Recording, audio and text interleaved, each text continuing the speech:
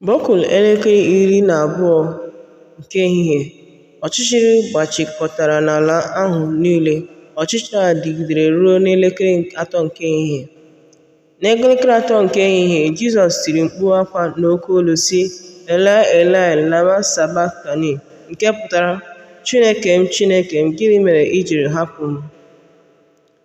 Ma ụfọdụ ndị guzo nso n'ebe ahụ mgbe ha nụrụ nke a sịrị, "Lee, ọ na-akpọ Elaịja."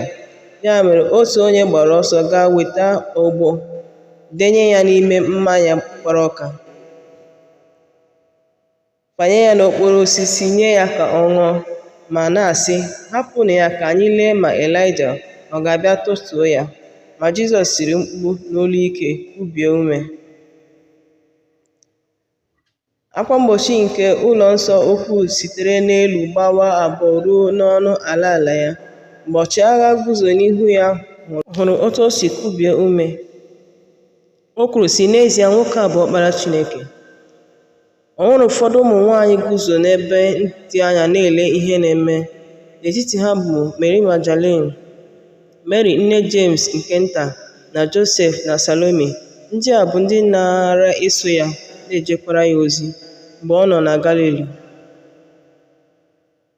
Ọ dịkwa ndị inyom ọzọ nọkwa ebe ahụ, bụ ndị soro ya bịa na Jerusalem. Mark, isi nke 15.